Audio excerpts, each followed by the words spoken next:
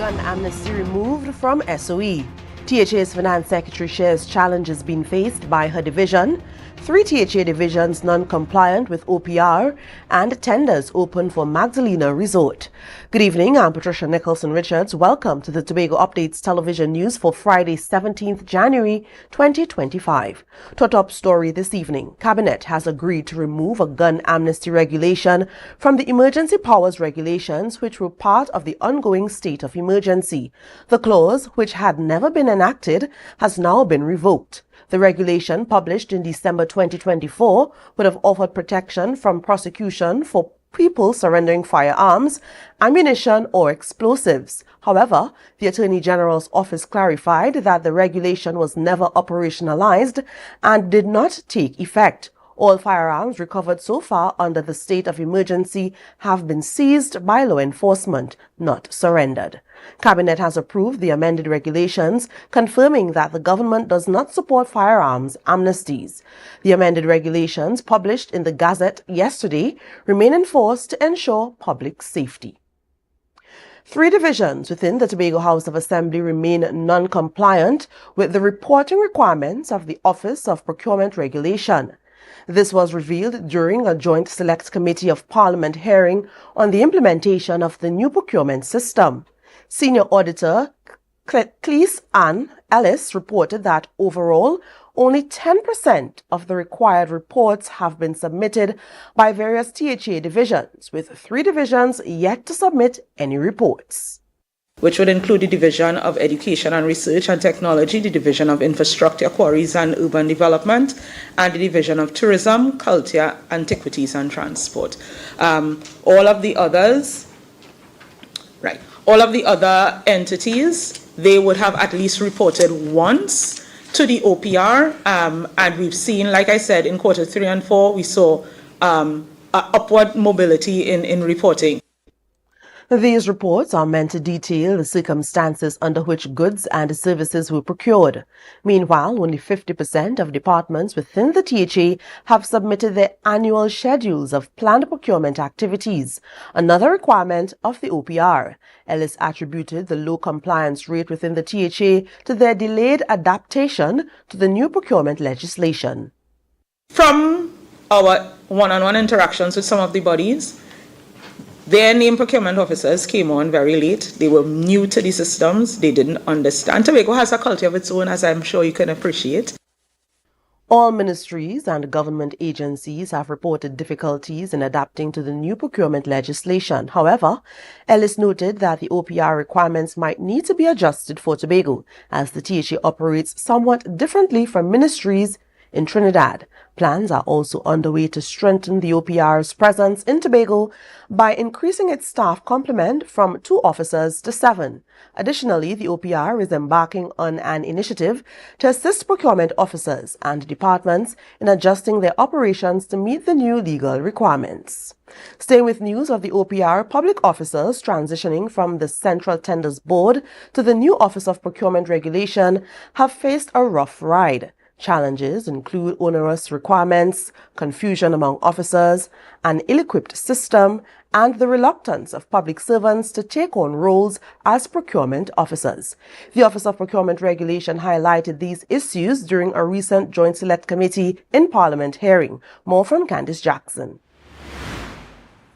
According to procurement regulator Beverly Khan, from the perspective of the OPR, public servants and businesses, adhering to the new procurement requirements has been a series of challenges over the past year. The system as it is now operating is not facilitating ease of doing business because the environment in which the system is operating was not ready for it. Despite parliamentary legislative changes to exempt purchases under $1 million from the onerous process, Khan stated that they are still burdened by significant challenges. The OPR in itself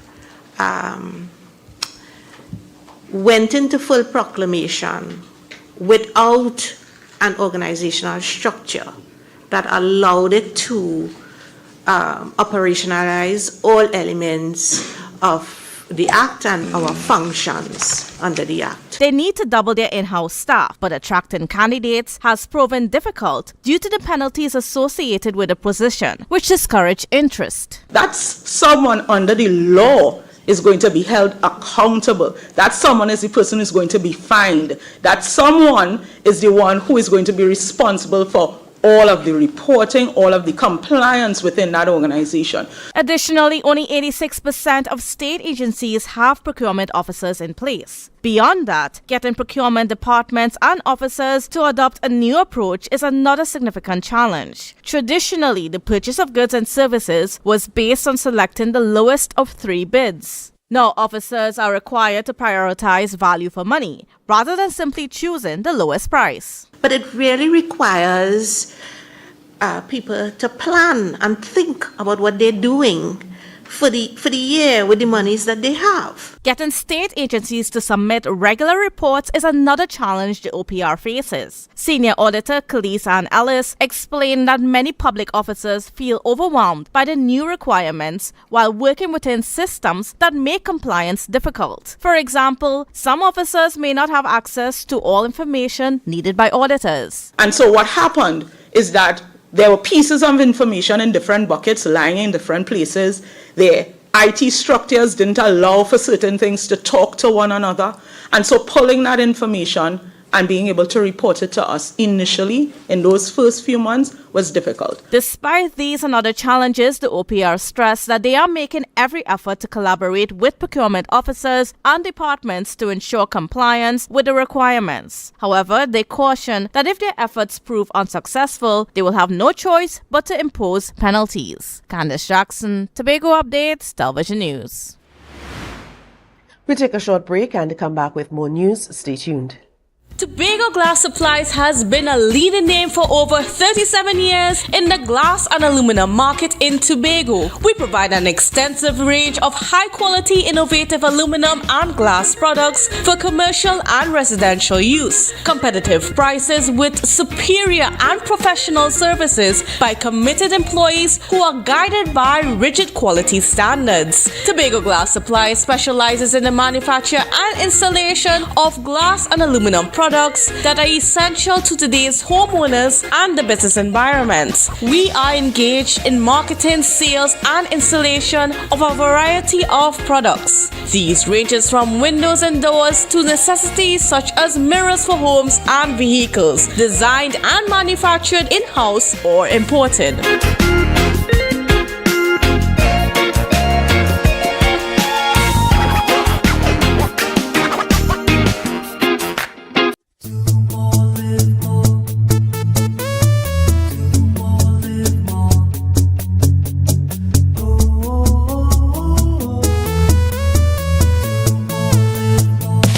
How it's gonna go. They better look up below, 'cause this is your show, and everybody's gonna know. Say it to them once again. They better look up below. This is your show, and everybody's gonna know. That's how it's gonna go. They better look up below, 'cause this is your show. Attention, members of TWCU Credit Union Cooperative Society Limited. Are you ready to take the next step and help shape your credit union's future? This is your chance to get involved. We're now accepting nominations for elections at our 75th Annual General Meeting 2025. Open positions include spots on the Supervisory Committee, the Board of Directors, and the Credit Committee. Nomination packages are available on our website www.twcu.co.tt, or you can pick one up at our Port of Spain or Tobago offices. The completed forms can be dropped off at the said offices or emailed to nominations@twcu.co.tt no later than January 17th, 2025 at 3 p.m. For more information, visit our website at www.twcu.co.tt. Don't miss this opportunity to make a difference. Apply today and guide the future of your credit union. TWCU Credit Union Cooperative Society Limited. Our credit union nation, one family.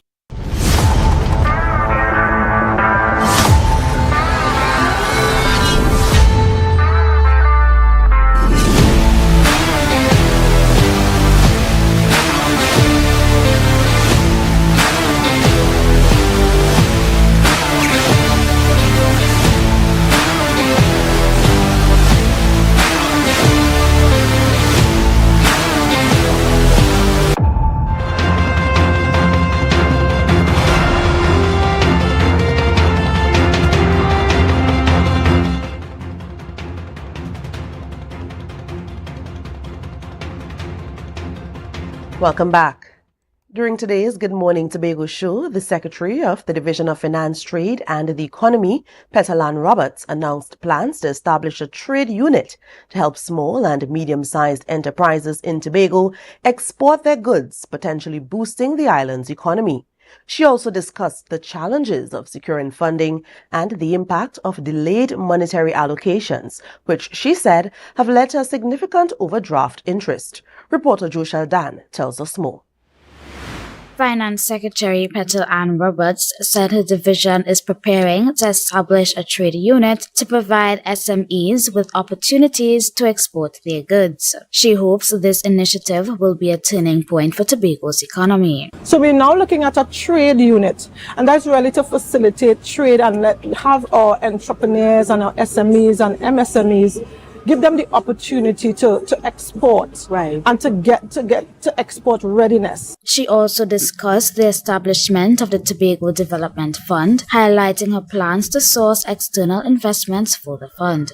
So it's called a fund, and in that fund we will be sourcing investments as well. So we would not only provide capital in terms of long-term capital, but we'll also be sourcing investments externally. She shared that one of the challenges within a division is access to funding. She shared that when she went to the Minister of Finance, she was told that 5.8% of the budget was too much and that it would reduce allocations to ministries in Trinidad. So the allocations, we can even beforehand predict how much it would be. Right. He did indicate that 5.8 would be a lot, and it would also mean reducing the allocations for ministries in Trinidad. And we found that to be a disadvantage to us. She also highlighted challenges within the division regarding allocating funds, noting that laws dictate how these funds are distributed. According to her, the THA is supposed to receive quarterly or advanced block allocations, but she remains uncertain when the next funds will be provided. She recently received allocations for January and February. She further mentioned that after discussing the matter with the minister, the current overdraft interest has accumulated to around $50 million, stressing that this is the reality of the situation. We expect, according to the law, to receive allocations in a particular way. So when persons are quarreling and complaining about the lack of payments, it's a result of how we receive the allocations from Trinidad. So that's a real pain for us. Joshel Dan, Tobago Updates, Television News. Evolving Technologies and Enterprise Development Company Limited, ETEC, has announced an invitation for requests for proposals for the Magdalena Grand Beach and Golf Resort. This marks the first time the hotel has gone out to tender since the Apple Hotels brand deal fell through due to the COVID-19 pandemic. The RFP calls for bids under three options. 1, a renowned international brand operator to manage the hotel, or a third-party operator with a franchised brand. 2, a strategic partner who will provide capital investment and management expertise, possibly acquiring partial or full ownership. And 3, the outright purchase of the resort asset. This move is part of the government's intention to revitalize the resort and bringing the necessary expertise and investment to secure its future. This was mentioned during the reading of the national budget in September 2024. Last evening, the United National Congress hosted its pavement report meeting, where Devish Maharaj, the party's candidate for Orangwes St. Joseph, addressed several critical issues impacting Trinidad and Tobago. During his address, Maharaj touched on matters such as the state of emergency, the limited job opportunities for young people, and the state of healthcare in the country. He expressed confidence that the United National Congress would resolve these challenges effectively if they are voted into office. Here's more. Devish Maharaj, the United National Congress candidate for Orangwes St. Joseph, presented his contributions at the UNC's Pavement Report event last evening. In his address, Maharaj expressed concern over the recent reports from police officers indicating a 44% decrease in criminal activity within the state of emergency compared to the same period last year. When the police comes and tell us that crime is down, is it really down? Are you feeling safer? How can you live in a happily and be prosperous in a country when you cannot even go outside in the night?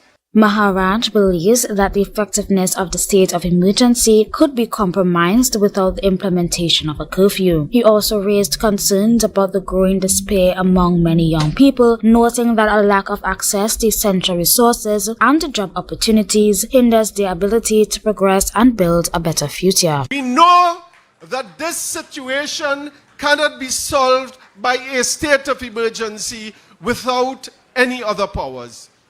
We know that there has to be more active policing, and we know that the youth of this country who are steeped in despair have nowhere to turn to, and that is why they are turning to crime. Maharaj also addressed the state of healthcare in the country. While he acknowledged that Minister of Health Terence Dial Singh received prompt medical attention at hospital and wished him a speedy recovery, he underscored that all citizens deserve the same level of timely access to healthcare services. But each and every citizen in Trinidad and Tobago ought to access this emergency healthcare when required.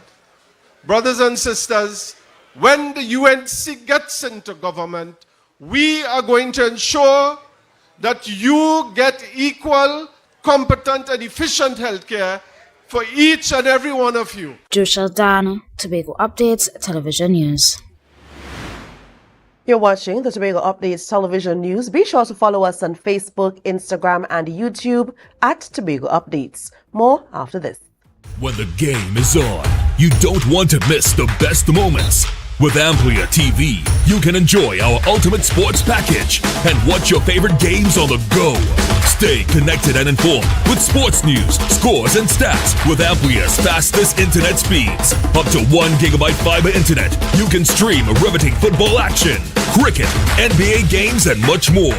With Amplia, it's game on.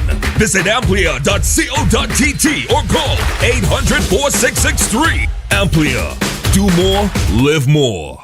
Coconut's Cafe, the buffet restaurant that specializes in all your tasty local dishes. For breakfast and for lunch. Breakfast includes coconut bake and sada roti, served with chokers, buljoil, and sausages in tomato sauce. Not forgetting beef and cheese pies, shepherd's pie, macaroni pie, and rice in various styles. Meats served in a variety of flavors, garden salads, and pasta salads. All this accompanied by fruit juices, coconut water, your choice of a great combination to appease your taste buds. So call us today to order, as we are here to accommodate your busy schedules or if you are having a cooking day off.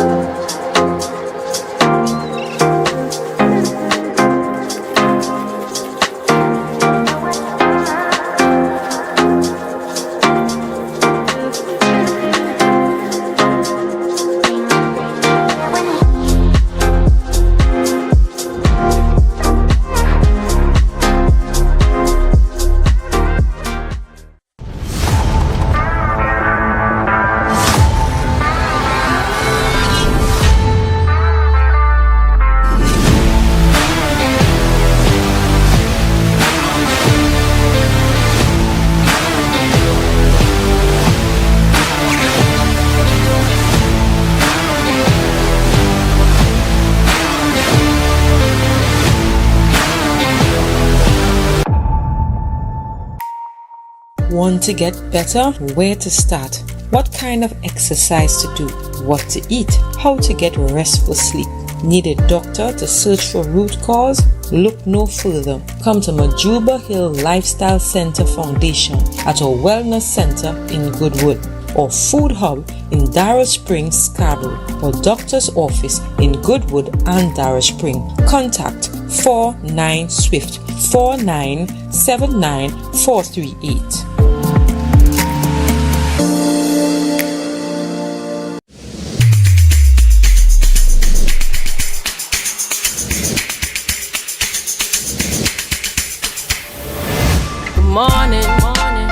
Good morning, put a smile on your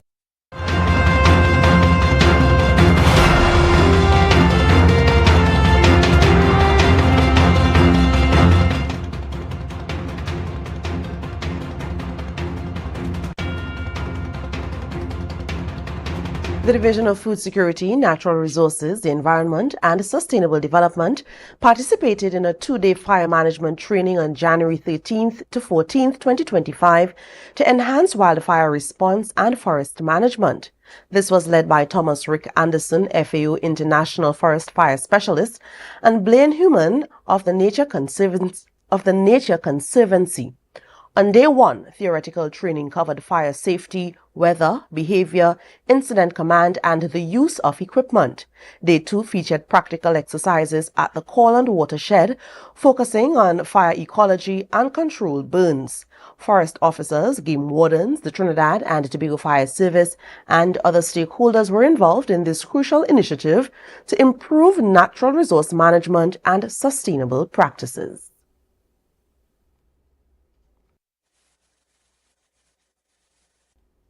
Now for a look at the weather for the weekend from the TNT Met Office tonight. Mainly fair and cool apart from a few showery spells mainly after midnight.